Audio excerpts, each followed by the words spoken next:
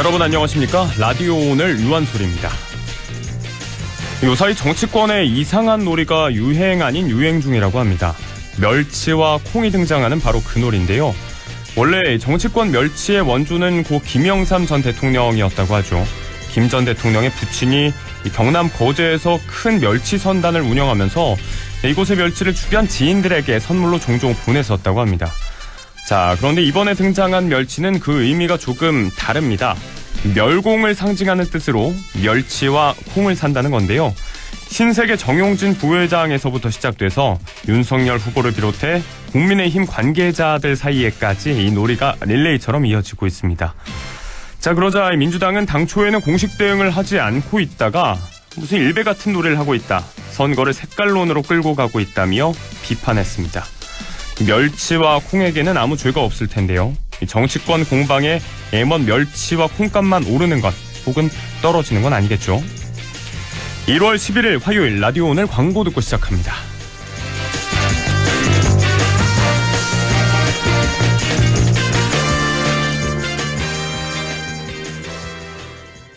자동차 썬팅할 때 딱 불스원 썬팅, 넘버원 불스원이 딱 불시한 썬팅, 자외선 열차 간도 딱 불스원 썬팅, 썬팅도 역시 불스원. 썬팅도 역시 불스원, 불스원 썬팅. 기술 문의는 불스원 브라자닷컴. 세라젠 V6 퇴행성 협착증으로 견인이 필요한 장모님도, 혈액순환 개선이 필요한 엄마도, 추간판 탈출증으로 견인이 필요한 아빠도, 근육통 완화가 필요한 아들도 미국 FDA 승인 세라젠 V6 지금 체험해보세요. 의료기기 광고 심의필. 리얼 아메리칸 픽업 트럭 2022 콜로라도 출시. 프리미엄 케어 서비스도 함께 시작합니다. 예약 없이 가장 먼저 익스프레스 서비스, 어디든지 찾아가는 픽업 앤 딜리버리. 새로 산 콜로라도는 프리미엄 케어 서비스로 든든하게 지켜주세요. 2022년 콜로라도부터 적용. 상세 내용 홈페이지 참조. Chevrolet, find new roads. 나에게 꼭 맞는 생유산균 락토핏. 믿으니까 락토핏. 맛있어요 락토핏. 장 건강엔 락토핏. 이유는 달라도 선택은 역시 내 몸에 그 락토핏. 종균 건강기능식품입니다. 박도원 씨, 왜 차 사진을 찍고 계세요? 우리 동네 정비소들은 다 수리비가 다르다 하네. 그럼 어쩌죠? 가닥 견적 비교하러 간다. 사진 한 장으로 간편하게 견적 비교하고 선택하니까 손해 없는 내 차 관리 카닥. 오메가3 뭐가 좋을까? 세 가지가 중요하죠. 어취가 없는지, 중금속 걱정 없는지, 오직 물로만 추출했는지. 기억하세요. 100% 식물성 오메가3는 아이코 메가. 판매 신신제약 제조 코스맥스 바이오. 오메가3는 EPA 및 DHA 함유 유지. 건강기능식품 광고입니다. 하이눈이야 사냥류만 맥질까지. 하이눈이야 일동우디스 하이눈. 하이뮨 프로틴 밸런스. 1동우디스의 건강기능식품입니다. 네, 화요일입니다. 1월 11일 라디오 오늘 화요일 순서 짚어드립니다. 1부는 이 생활 속 법률 문제를 쉽고 명쾌하게 풀어보는 시간, 안영진의 쾌도난법, 안영진 변호사와 함께하는 시간 마련하겠습니다. 자, 이어지는 2부 이슈 오늘은 도의회로 갑니다. 이민년 새해를 맞아서 경상북도의회 고우현 의장과 함께 새해 구상에 대해서 이야기 나눠보도록 하겠습니다. 자, 이어서 최유한 시사평론가와 오늘도 함께합니다. 한 주간의 시사 이슈를 알아보는 시간, 최유한의 시사 따라잡기도 준비가 돼 있습니다. 생방송을 놓치신 분들께서는 안동 MBC 플러스 유튜브 채널을 통해서 다시 들으실 수가 있으니까요. 네, 계속해서 많은 관심 부탁드리겠습니다.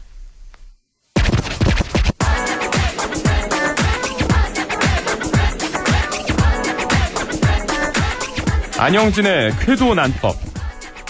생활 속 어렵고 복잡한 법률 문제 쉽고 재미있게 풀어보겠습니다. 안영진 변호사와 함께합니다. 안녕하십니까? 네, 안녕하세요. 안영진 변호사입니다. 네, 반갑습니다. 자, 이 전동형 킥보드와 같은 개인형 이동장치, 이 자전거, 교통수단으로 점점 더 확대되고 있는데요. 자, 이 자란이 이야기 나오고 있고, 킥란이 이야기 나오고 있습니다. 남녀노소 불문하고 정말 많이들 사용하면서 안전사고, 이렇게 문제점이 발생하면서 관련 법규가 좀 안전에 중점을 두는 방향으로 개정됐다는 이야기 많이 전해드리고 있는데요. 자, 이와 관련해서 오늘 이야기 나눠보도록 하겠습니다. 어떤 지점을 먼저 말씀해 주실 건가요? 네, 요즘 길을 가다 보면은 전동형 킥보드를 타고 다니는 시민들을 예전보다 많이 볼 수 있습니다. 네. 대여 서비스가 활성화되고 자전거 도로가 정비되면서 통학, 출퇴근용, 운동용으로 전동형 킥보드나 자전거를 이용하는 시민들도 점점 더 늘어나고 있는데요. 전동형 킥보드 이용 상황을 살펴보면은 시장 자체가 굉장히 커지고 있고, 한국교통연구원에 따르면 2017년에 한 7만 5천 대 정도였는데 2022년까지는 20만 대 정도로 늘어날 걸로 보고 있습니다. 네.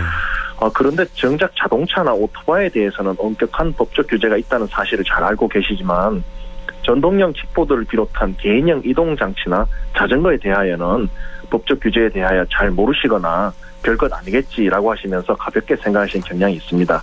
오늘은 이러한 강화된 법의 내용과 착각하기 쉬운 사항에 대하여 말씀드리고자 합니다. 네, 알겠습니다.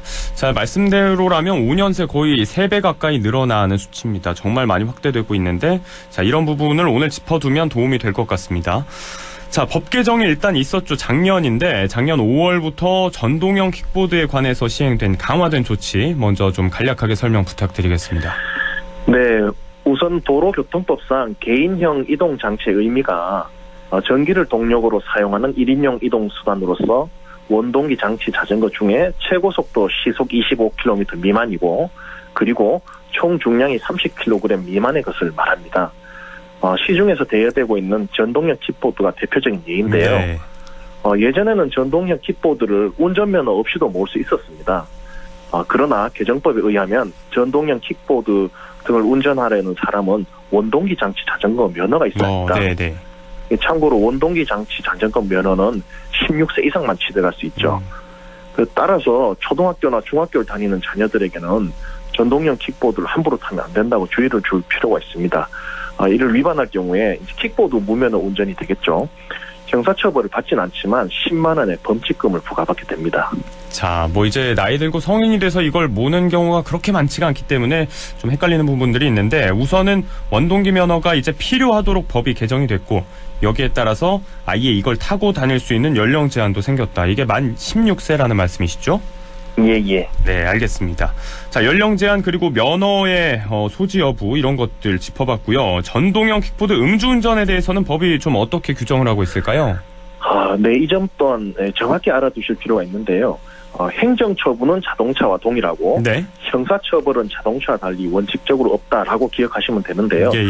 좀 더 구체적으로 살펴보면은 우선 전동형 킥보드 음주운전 시 받는 행정처분은 자동차와 마찬가지로 혈중 알코올 농도 0.03% 이상 0.08% 미만일 경우에는 면허가 정지되고, 네. 0.08% 이상일 경우에는 면허가 취소됩니다. 똑같군요. 예, 똑같습니다. 예를 네네. 들어 낙동강변 따라 드라이브 하시고 생맥주 한두 잔 한 후 다시 이제 하시다가 면허 취소나 정지를 받을 수 있단 말입니다. 네. 이 더 중요한 점은 정지되거나 취소되는 운전면허라는 게 운전자가 받은 모든 범위의 운전면허를 포함한다는 점입니다. 다시 말해서 전동형 킥보드 음주운전 하다가 걸리시면은 자동차 면허까지, 또 원동형 면허까지만 있으면 오토바이 면허가 한꺼번에 정지 또는 취소될 수 있기 때문에 주의를 해야 합니다. 네네. 실제 사례를 살펴보면요, 전동형 킥보드를 술을 마신 후에 운전하다가 적발되어 면허가 취소된 사람이 국민권익위원회 소속 중앙행정심판위원회에 이 당에 이제 취소 처분을 감경 내지 취소해달라는 구제 신청을 했는데요. 네. 뭐라고 항변했나 하면은 이건 단속 대상인 줄도 몰랐고, 자동차 음주운전보다는 사고 위험성도 낮다. 그리고 나에겐 생계 유지를 위해서 운전면허가 꼭 필요하다라고 이제 항변을 했는데, 조국 쪽은 받아들여지지 않은 경우가 있었습니다. 자, 잘 모르고 있다가 또 이렇게 되는 경우가 있었습니다. 실제 사례가 있었고. 자, 정리해보면 형사처벌이 원칙적으로 없지만 음주운전 단속 기준은 같고, 또 킥보드를 타다가 적발된 경우라도 이 자동차 운전 면허 정지 취소까지 가능하다는 점이죠. 꼭 알아두셔야 되겠습니다. 자, 형사처벌이 원칙적으로 없다고 말씀을 해주셨는데 아예 없는 걸까요? 정확히 설명을 좀 부탁드리겠습니다. 네네. 이 형사처벌의 경우에는 자동차와 다른데요. 단순 음주의 경우에는 형사처벌을 받지 않습니다. 다만 전동 킥보드 음주운전하고 적발되면은 10만 원의 범칙금 그리고 거부하면 13만 원이 부과되는데요. 네. 하지만 음주한 상태에서 전동형 킥보드를 타다가 인명사고를 내면은 이때는 얘기가 완전히 달라집니다. 네네. 자동차와 마찬가지로 중한 형사처벌을 받는다는 점을 알아둘 필요가 있습니다. 그리고 덧붙여 스쿨존 내에서는 음주 상태가 아니더라도 그 킥보드를 타고 가다가 사고를 내면 형사처벌을 받게 되니 이를 조심해야 됩니다. 네, 알겠습니다. 자, 음주 후에 낸 인명사고 또 어린이 보호구역 내에서는 마찬가지로 처벌 대상이 될 수 있다는 점 알아두셔야 할 것 같습니다. 자, 탑승자의 안전과 관련돼서 좀 신설된 내용도 있다고요? 네, 그 전동형 킥보드의 경우에는 가끔 연인들이나 가족들끼리 2인 이상 타는 경우가 목격됩니다. 네. 애를 앞에 태우고 이렇게 부모님이 간다든지 이런 경우도 거기에 포함되는데요. 정말 위험해 보이더라고요. 네네. 그 법이 개정되기 전에는 이런 것에 대한 특별한 규제가 없었는데요. 이제는 전동형 킥보드의 경우에는 한 명만 타야 되고 2명 이상이 타면 범칙금에 처해집니다. 그리고 안전모에 대한 의무 착용 규정이 신설되었는데요. 이 또한 위반 시에는 범칙금에 처해지게 됩니다. 길거리에 대여용 전동형 킥보드가 많이 세워져 있는데요. 따로 안전모는 비치되어 있지 않은 경우가 많습니다. 네. 별 생각 없이 그냥 타고 가시다가 적발되면 범칙금이 부과되니 주의할 필요가 있습니다. 물론 처벌이나 행정처분만이 능사는 아니니 지방자치단체에서도 공유형 안전모 제도를 속히 도입할 필요가 있는 것도 사실입니다. 네, 진짜 좀 그래야겠네요. 자, 2명 이상 타시면 안 되고 준비된 헬멧이 안전모가 없다고 해도 덜컥 운행하셔도 곤란합니다. 자, 이 부분에 대해서는 말씀하신 대로 좀 제도권과 지자체에서 관련 제도라든지 그런 것들을 좀 준비를 해야 될 것 같다 싶은 생각이 들고요. 자, 그 밖에 전동형 킥보드와 관련해서 또 다르게 좀 주의해야 될 사항이 있을까요? 네, 그 개정 전이나 개정 후나 동일하게 전동형 킥보드는 보도를 운행할 수 없다는 점이 중요합니다. 네. 이 전동형 킥보드는 자전거 도로를 운행하는 것이 원칙이고 만약 자전거 도로가 없을 경우에는 차량형 도로 우측 가장자리를 통행해야 됩니다. 그런데 실제 우리 주변 둘러보면은 전동형 킥보드를 타고 보도를 운행하는 것을 어렵지 않게 볼 수 있습니다. 네네. 이것은 명백한 도로교통법 위반인데요. 법 위반이다. 네. 그렇습니다. 이 문제는 인명사고가 발생했을 때입니다. 만일 보도를 주행하다가 인명사고가 발생했을 경우에는 보험에 들었거나 합의를 보았더라도 12대 중과실에 해당되어 형사처벌의 대상이 된다는 점입니다. 네. 그러니 필히 전동형 킥보드를 탈 경우에는 자전거 도로로 운행해야 되고 만일 자전거 도로가 없는 경우에는 그 차량 도로 우측을 운행하는 것이 중요합니다. 네. 그리고 전동형 킥보드를 타고 횡단보도를 그냥 건너는 경우가 있는데요. 이 또한 법 위반입니다. 네네. 형사처벌의 대상은 아니지만 행정처분의 대상이고 특히 전동형 킥보드를 타고 횡단보도를 건너다가 차와 충돌한 경우에는 설사 횡단보도불이 파란불이라고 해도 이는 차량과 차량의 충돌을 보기 때문에 그 횡단자와 같은 보호를 받지 못합니다. 네. 예를 들어 푸른 불에 횡단보도를 건너는 보행자를 치면은 이는 보험 가입 여부나 합의 여부에 관계없이 형사처벌의 대상이 되지만은 전동형 킥보드를 타고 건너는 경우에 그렇지 않다는 말씀입니다. 네. 그리고 전동형 킥보드를 타고 횡단보도를 건너다가 횡단보도 걷는 보행자를 치여서 인피사고가 나면 이 경우에는 형사처벌의 대상이 됩니다. 네. 자, 보도와 횡단보도, 오토바이 같은 경우에 이런 것들을 상습 위반하는 안전의식이 요즘 큰 문제가 되고 있는데 킥보드 역시 마찬가지입니다. 명백히 차량으로 간주된다는 점을 정확히 기억을 하셔야겠습니다. 맞습니다. 자, 자전거 운행과 관련해서도 좀 강조하고 싶은 말씀이 따로 있으시다고요? 네, 이 우선 자전거는 보도 운행이 현행법상 금지되어 있습니다. 예외적으로 13세 미만의 어린이나 65세 이상의 노인, 신체장애인은 보도 통행이 허용되어 있는데요. 그래서 초등학생 어린이들의 경우에는 보도 주행이 합법입니다. 네. 그런데 보도 주행이 금지되는 만 13세 이상의 중학교, 고등학교 학생들도 현실을 보면 위험한 차도보다는 보도를 이용한 경우가 많은데요. 네. 이 보도에서 금지된 주행을 하다가 뭐 노약자나 사람을 치어서 형사처벌로 비하되는 경우가 많습니다. 네. 학부모님들의 지도가 좀 필요한 대목입니다. 네네. 물론 현실적인 측면에서 이어졌다 끊어졌다 반복하는 자전거 도로 준비 또한 필요한 것이 사실입니다. 그래서 뭐 매년 말에 보도부로 깔고 아스팔트 깔면서 예산 소비해버린 지자체도 아이들이 안전한 도로 건설 위해 예산을 써야 한다는 시민들의 목소리 이제 귀 기울여야 할 것입니다. 네. 또 하나 말씀드리자면은 뭐 요즘 어린이들 청소년들 사이에서 머리부터 발끝까지 모두 검은색으로 입는 이른바 올블랙 패션이 유행인데요. 네, 자주 보죠. 예, 저도 길 가다 보니 전부 검은색이에요. 그런데 운전자 입장에서는 너무 안 보여서 가슴을 쓸어내는 경우가 많습니다. 그래서 지자체나 교육당국, 학부모님들께서는 아이들의 자전거나 안전모에 발광등이나 반사면 더욱 많이 붙이도록 노력을 기울이는 것이 기묘해 보이고, 네. 뭐 더 바라자면 대선이나 지선 공약에 반영되었으면 하는 바람 간절합니다. 네, 뭐 겨울철에 패딩 같은 것들 어두운 색들 많이 입는데 뭐 옷을 바꿀 수가 없으니까 이런 것들 좀 장치적으로 필요한 게 있을 것 같고요. 자, 처벌 여부도 그렇지만 안전이 중요한 문제입니다. 이 관련해서 학부모님들의 지도 필요하겠고, 이 자전거 도로 같은 인프라라든지 안전대책, 법제화 이런 것들 제도권에서 조금 더 적극적으로 신경 써야겠습니다. 자, 아무튼 안전과 관련된 내용이니까요. 각계에서 더 경각심을 갖도록 다시 한번 강조하는 의미 있는 시간 아니었나 싶습니다. 자, 오늘 말씀 여기까지 듣겠습니다. 고맙습니다. 감사합니다. 안영진 변호사였습니다. 네, 지금까지 안영진의 쾌도난법 안영진 변호사와 함께 이야기 나눴습니다. 라디오 오늘 1부는 여기까지입니다. 잠시 후 2부에서 다시 인사드리겠습니다.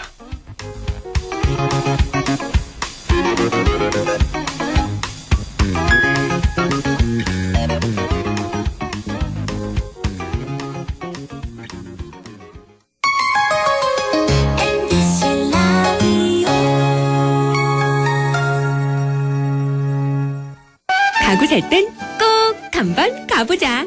안동 명품 가구 백화점. 흑표 흑침대, 양성국 갤러리, 금성침대, 한국 가죽 소파, 장수돌 침대. 다양한 브랜드 가구를 한 곳에서 쇼핑할 수 있는 대형 가구 전시장. 안동 명품 가구 백화점. 예, 며느라. 밥 했어? 설거지 했어? 쓰레기 버렸어? 청소했어? 빨래했어? 개밥 줬어? 아들 낳았어? 딸 낳았어? 아무것도 안 하고 싶다.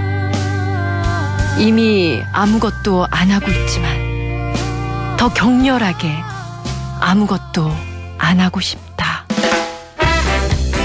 지금은 그냥 라디오만 듣고 싶다. MBC 라디오. MBC 라디오. 라디오 청취자 10명 중 4명이 듣는 방송. 국가대표 라디오 MBC 라디오. 영화보다 더 감동적인 신이 있습니다. 코로나 최전선, 의료진의 영웅신. 발코니로 떠나는 우리 가족, 여행신. 선생님은 못 만나도 집에서 열심인 열공신. 국민 여러분께서 만들어낸 감동적인 신들입니다.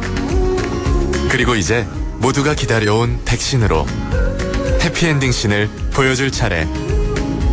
우리가 함께 만든 최고의 신들이 있어 대한민국은 반드시 코로나19를 이겨낼 것입니다. 공익광고협의회. 마음을 열어줘. 다가가 나 속삭이도록 언제나 내 생각으로 행복해야 해요.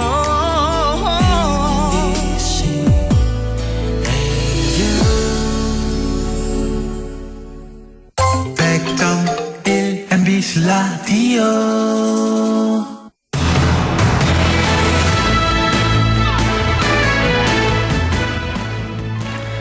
네, 라디오 오늘 2부 순서 이슈 오늘입니다. 2022년 이민년 새해를 맞아서 우리 지역의 리더를 연결해서 이 새해 구상을 들어보고 있는데요. 자, 오늘은 경북도의회 고우현 의장을 연결해서 지난 도의회 의정을 평가해보고 또 새해 구상도 들어보도록 하겠습니다. 자, 의장님 연결이 돼 있습니다. 안녕하십니까? 예, 안녕하십니까? 네, 반갑습니다. 예. 네, 의장님 새해 복 많이 받으시고요. 예, 감사합니다. 네. 자, 새해가 밝았습니다. 듣고 계신 우리 도민 여러분, 또, 라디오 오늘 청취자분들에게 새해 인사부터 일단 간단하게 좀 부탁드리겠습니다. 예, 안녕하십니까. 평산북도 의회 의장 고우전입니다. 2022년 이민년 새해에는 호랑이의 힘찬 기운을 받아 도민 여러분들의 가정에 건강과 행운이 가득하고 원하시는 모든 일들이 이루어지는 행복한 한 해가 되기를 기원드리겠습니다. 그동안 우리 의회에 많은 성원해 주시고 코로나19와 어려운 여건 속에서도 묵묵히 각자의 역할을 다해 주신 도민 여러분께 정말 고맙다는 말씀을 드립니다. 올해도 코로나19 위기로 쉽지 않는 한 해가 예상되지만 보시우행의 마음가짐으로 도민 안전과 민생 경제 회복을 위해 전진하겠습니다. 네. 아무래도 이 호랑이 해다 보니까 호시우행이라는 말씀도 더욱 와닿습니다. 자, 올 한 해 의미 있는 행보를 기대해 보도록 하고요. 자, 지난해 도의회에서도 정말 많은 일이 있었죠. 지난 한 해 도의회 의정을 좀 직접 평가하신다면 어떻게 또 이야기를 해주실 건가요?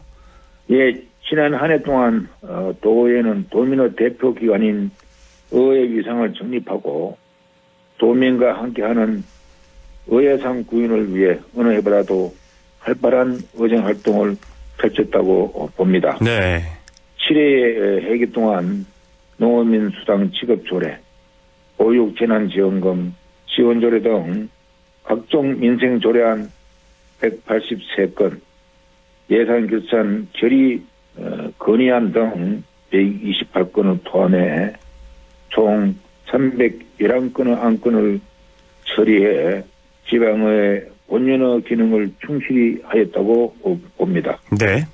특히 코로나19 위기 극복을 위해 다각적인 지원 활동과 대구 경북의 미래를 위해 통합신공항 건설 사업과 교부되어 있는 군위군의 대구시 편입안이 도의회를 극적으로 통과한 것은 무엇보다도 기억에 남는 성과라고 생각이 됩니다. 네네. 경상북도 의회는 올 한 해도 코로나19 피해 극복과 서민경제 안정을 최우선 과제로 삼고 도민의 목소리를 대변할 수 있는 의정 활동에 온 힘을 다할 것을 굳은 약속을 드리겠습니다. 네, 정말 한 해 동안 고생 많으셨고요. 말씀하신 군의군 편입안이 오늘 국무회의에서 의결됐죠. 2월 안에 법률안이 통과돼야 하는데 이 절차가 순조롭게 진행 중인 것으로 보이고요. 역시 코로나 상황이 계속해서 엄중한 만큼 또 의회에서도 관련된 현안들 신중하게 다뤄주시길 부탁드리겠습니다. 예, 자, 그렇습니다. 네, 올 한 해 지방자치법 전부 개정에 따라서 정말 또 많은 변화가 예상되는데요. 지방의회 인사권 독립 첫 해입니다. 이 어떤 의미가 있고 또 어떻게 운영을 좀 해나갈 계획이신지요? 지방의회 인사권 독립은 지방자치법 전부 개정의 큰 성과물 중 하나라고 할 수 있으며 이는 독립성과 전문성을 바탕으로 지방의회 위상을 한 단계 끌어올릴 수 있는 좋은 기회가라고 생각을 합니다. 네네.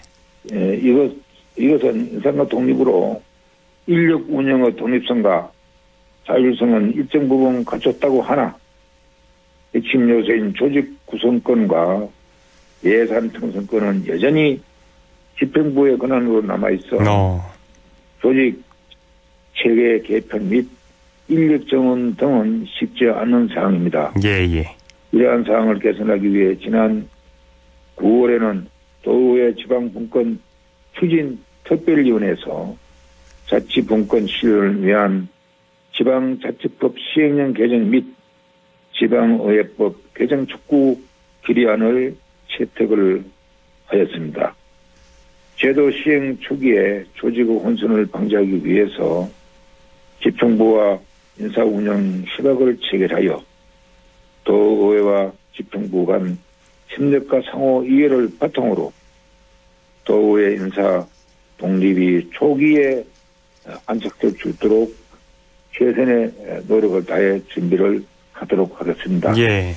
지방자치법은 우리 의회가 생긴 이래 30년 만에 처음으로 지방자치법이 개정된 성과라고 할 수 있습니다. 네. 자, 의회 권한 강화, 이렇게 독립은 집행부를 계속해서 견제하고 또 감시해야 하는 의회로서는 아주 중요한 부분일 텐데 목적에 부합하는 필요한 일들 더 잘 이루어질 수 있길 바라보고요. 자, 의회 문제뿐만이 아니고 갈수록 지방자치의 중요성이 커지고 있습니다. 이 지방분권 강화를 위해서 앞으로 우리가 해결해 나가야 할 과제가 있다면 어떤 거라고 보시는지요? 풀뿌리 민주주의의 상징인 지방자치가 부활한 지도 30년이 흐르고 국가의 역할에 견줄 만큼 지방의 역할도 중요해졌습니다. 네, 그렇죠. 이제 지역의 경쟁력이 국가의 경쟁력으로 비결되는 만큼 중앙행정 중심에서 벗어나 지방의 다양성과 창의성을 바탕으로 새로운 성장 동력을 확보해 나가야 할 시기입니다. 네.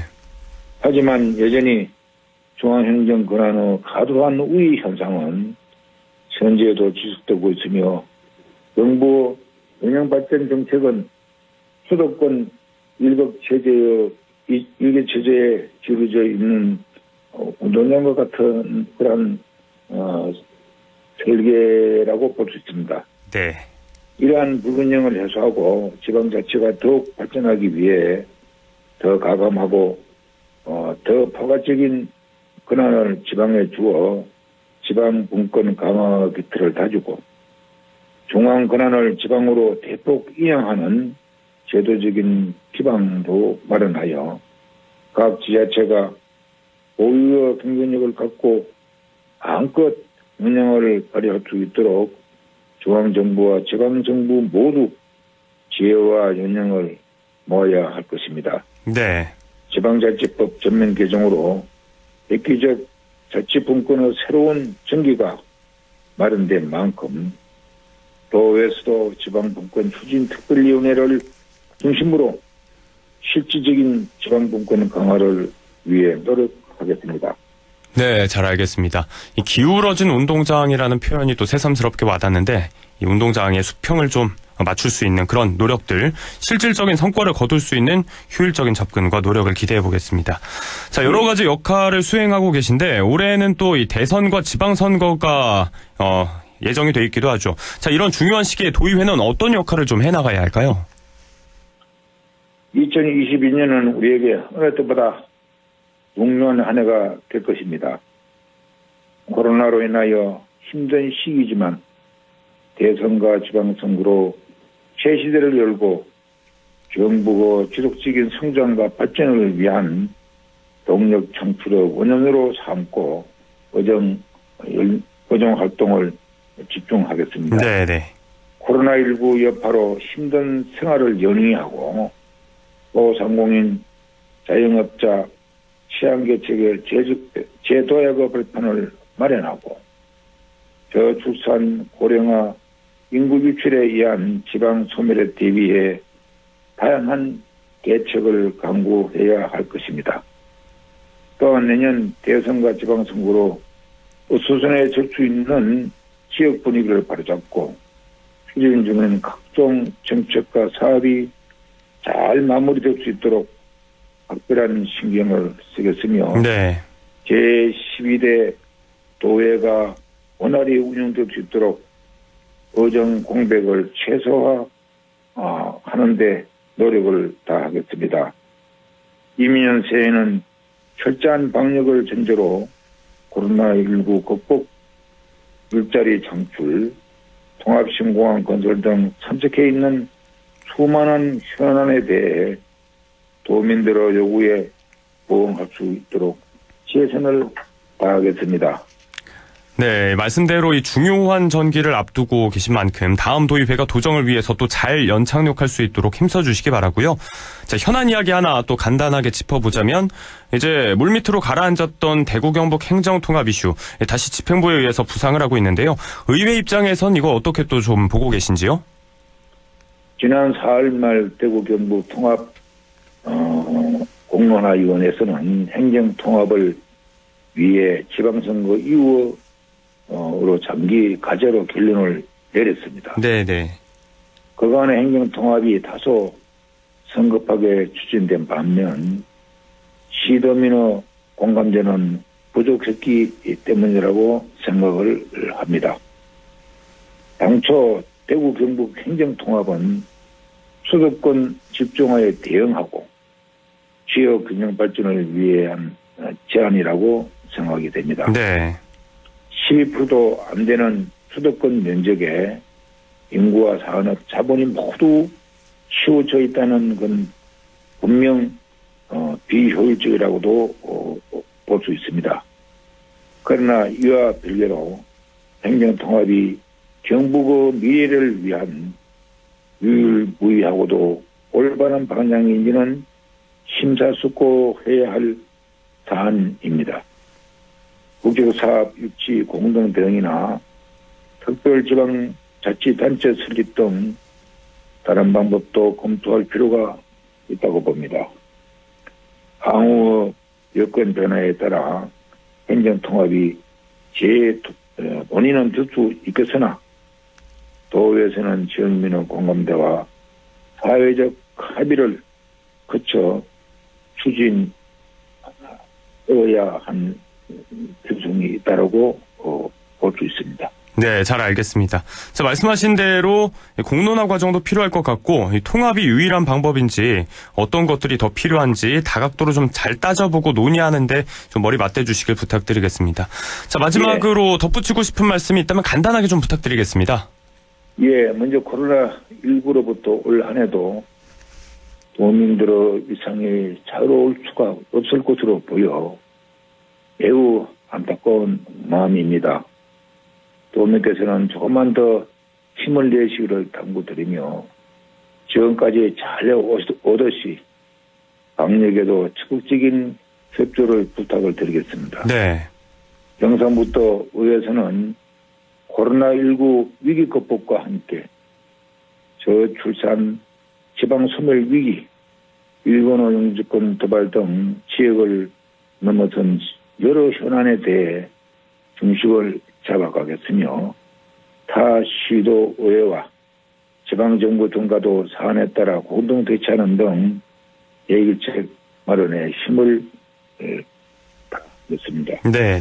이와 함께 지방자치법 개정이라는 커다란 변화에 맞게 도민의 눈높이에 걸맞는 신뢰받는 의회, 전문성 있는 의회로 거듭나 지방 분권과 균형 발전을 위해 앞장서 나가겠습니다.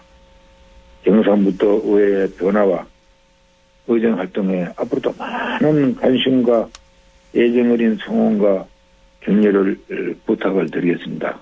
도민과 함께 열심히 일을 할 수 있는 그러한 의회가 되도록 하겠습니다. 도민을 위해서 열심히 하겠습니다. 네, 잘 알겠습니다. 네, 고맙습니다. 중요한 시기 앞두고 계신데요. 건강관리 잘 하시면서 또 올 한해 의회 활약도 기대해 보도록 하겠습니다. 자, 오늘 시간 내주셔서 고맙습니다. 여기까지 듣겠습니다. 예, 감사합니다. 네, 지금까지 경북도의회 고우현 의장을 연결해서 함께 이야기 나눴습니다. 라디오 오늘에서는 청취자 여러분의 참여를 기다리고 있습니다. 우리 지역에서 발생한 사건, 사고 소식이나 함께 토론하고 싶은 내용을 안동 MBC 홈페이지 라디오 오늘 게시판에 올려주시기 바랍니다.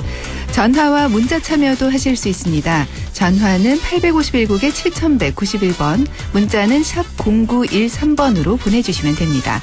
문자는 단문 50원, 장문 100원의 정보 이용료가 있습니다. 여러분의 많은 참여 바랍니다.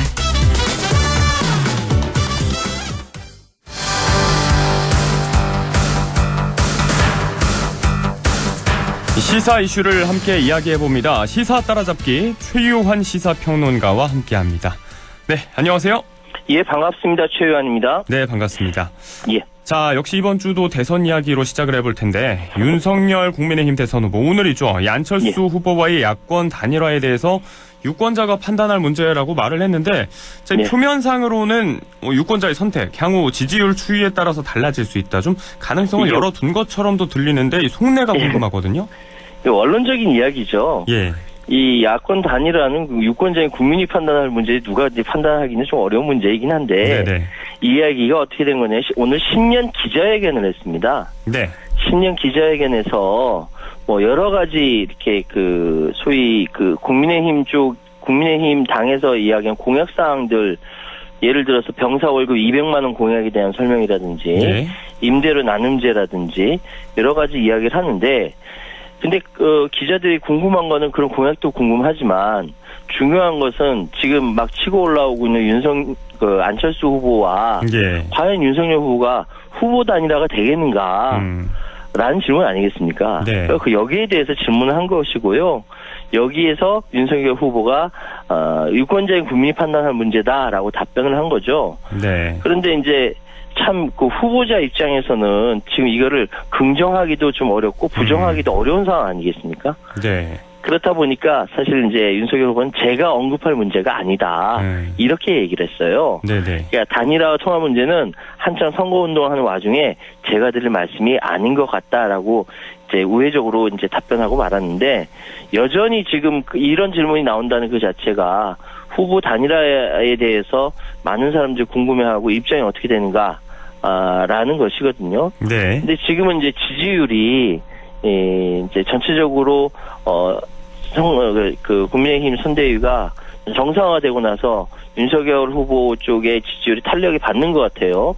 오늘 나온 여러 가지 여론조사를 보니까 네. 조금 나아진 모습을 보이긴 하는데, 그럼에도 불구하고 워낙 이재명 후보가 강력하게 방어를 하고 있다 보니까 계속적으로 이 이야기 나올 수밖에 없는 것이고, 네. 여기에서 앞으로 윤석열 후보가 어떤 식으로 반응하고 어떻게 답변을 하는가, 또 어떻게 이후에 이합집산이 이루어질 것인가는 이번 대선의 굉장히 커다란 관전 포인트라고 볼 수 있겠습니다. 그러니까요. 그 부분을 정말 다들 궁금해하고 또 촉각을 곤두세우고 있는데, 아무튼 뭐 역시 원론적인 답변만 내놨다. 기대했던 대로 뭐 속내를 면밀히 들여다볼 수는 없었다.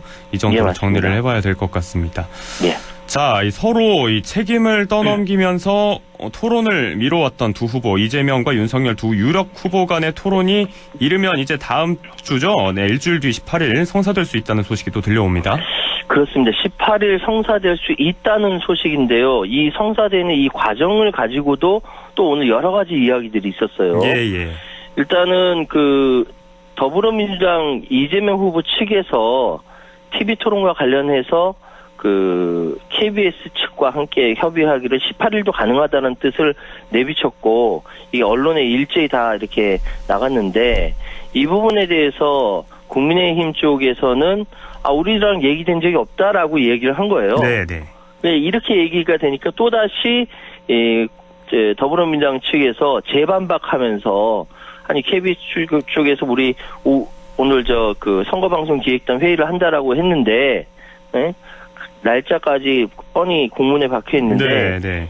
왜 이 얘기가 이렇게 되어야 하느냐, 뭐 이런 식으로 얘기가 된 거예요. 네. 그러니까 지금 선관위를 통해서 지금 계획되어 있는 것은 다음 달 20일 경제 분야 토론을 시작으로 25일 정치 분야, 3월 2일 사회 분야 토론 일정을 일단 확정이 3회로 확정이 되어 있는 상황인데, 이게 법정 토론이죠. 나중에 또 네.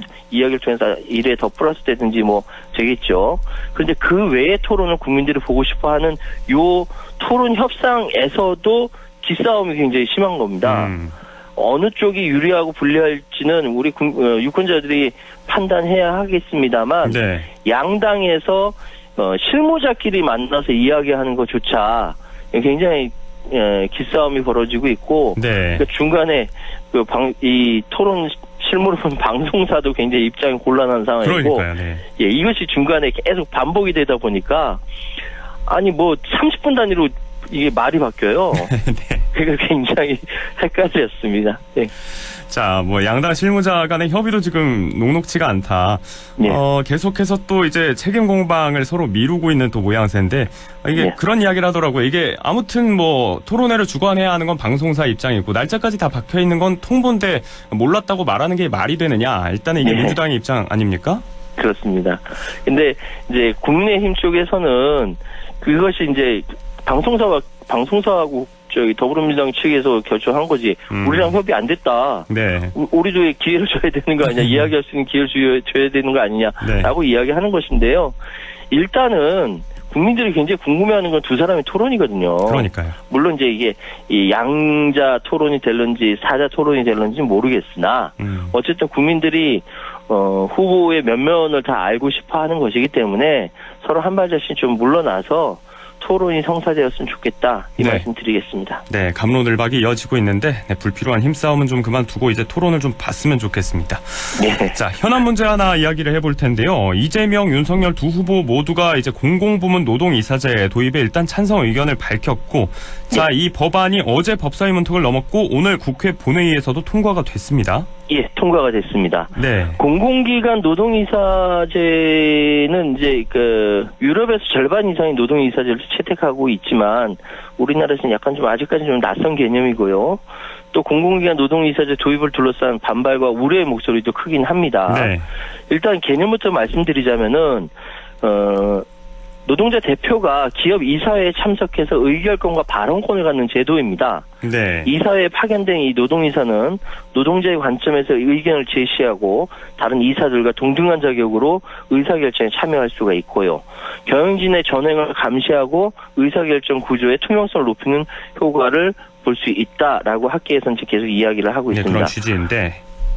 그런데 이제 문제는 이제 이 부분에 대해서 일단은 지금 문재인 정부의 그 국정 과제이기도 하고 공약 사항이기도 하고요. 예, 3년 이상 재직한 사람이 누구나 노동이사에 출마 자격이 주어지고 네. 이렇게 해서 이번에 법 통과됐기 때문에 공공 부분은 이게 가능한데 이 민간 부분으로 가는 부분은 여전히 진통일 것 같고요. 일단 여기까지 오게 된 것은 사실 이재명 민주당 대선 후보 먼저 공공기관 노동이사제 도입을 공약으로 내세우고 나서 보수적인 입장을 갖고 있는 윤석열 후보 측에서도 노동이사제 도입에 찬성 입장을 보였기 때문에 여기까지 온 거거든요. 네네. 근데 이제 앞으로의 문제는 이 노동이사제가 어느 성격을 가질 것이냐. 일부에서는 뭐 독일식 노동이사제 얘기를 하고 있지만 자문 기능을 하고 있거든요. 근데 한국식은 또 이제 경영까지 참여하는 이런 부분들이 있기 때문에 지금 경영객 쪽에서는 노동이사제 도입을 굉장히 강하게 반대하고 있습니다. 네. 이 부분은 이제 일단 법이 통과됐으니까 공공 부분은 시행되는 것으로 앞으로 사회적 논의가 더 필요하다 이렇게 말씀드리겠습니다. 네, 말씀하신 대로 윤 후보는 찬성 입장을 밝혔지만 재개라든지 또 반대하고 있는 일부 국민의힘 의원들이 있고요. 자, 이 부분이 어떻게 또 확산이 되고 또 도입이 될지 좀 지켜봐야 될 것 같습니다. 자, 오늘 오프닝에서도 뭐 이야기했던 부분인데 새해 벽두부터 이 단어가 정말 화두입니다. 멸공. 네. 정용진 신세계 그룹 부회장이 이 관련 발언을 둘러싸고 논란이 일파만파 계속되니까 더 이상은 이제 얘기하지 않겠다고 또 밝혔어요. 아니 새해 벽두부터 갑자기 멸공하니까 아니 기분이 이게 60년대도 아닌데 무슨 멸공 막 이런 생각이 들잖아요. 이게 신세계 정용진 부회장이 이렇게 발언을 한 것이 맨 처음 지난 6일 밤에 더군다나 시진핑 중국 국가주석이 사진이 들어간 기사를 인스타그램에 올리면서 이렇게까지 이야기한 거거든요. 이게 사실 난리가 났어요. 지금 더군다나 유가증권 시장에서 신세계 주가가 그러니까요. 보니까 6.80% 하락하고 다른 계열사들도 하락하면서 난리가 나니까 지금 이야기를 이제 더 이상 언급하지 않겠다라고 이야기를 했는데 지금 그거와 무관하게 지금 이제 일부 누리꾼들은 그 신세계를 비롯해서 커피 파는 이게 커피숍까지 포함해서 모두 다 지금 불매운동 상황까지 굉장히 시끌시끌하거든요.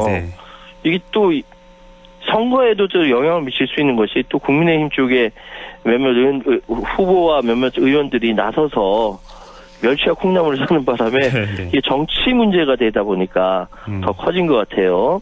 이거 역시 대선에 영향을 미칠 수도 있겠다라는 판단이 드네요. 자, 대선 관련 이슈가 될 수도 있고 말씀하신 대로 이제 이런 부분들에 대해서 주주들이 이른바 오너 리스크 이런 것들 걱정하고 실제로 주가에 영향도 주고 있고요.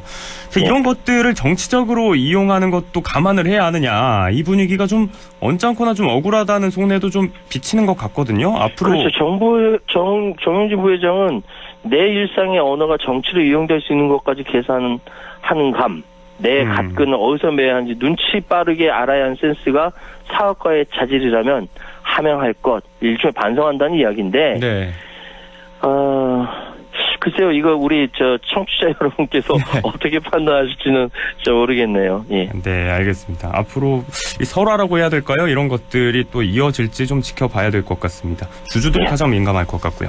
그렇죠. 자, 마지막으로 이 이야기만 한번 더 해보도록 하겠습니다. 코로나 얘기인데, 일단 정부가 내일 회의를 열고 사적 모임 제한, 또 식당, 카페 오후 9시 영업 종료, 이런 사회적 거리두기 조치 완화 방안을 좀 검토하기로 했습니다.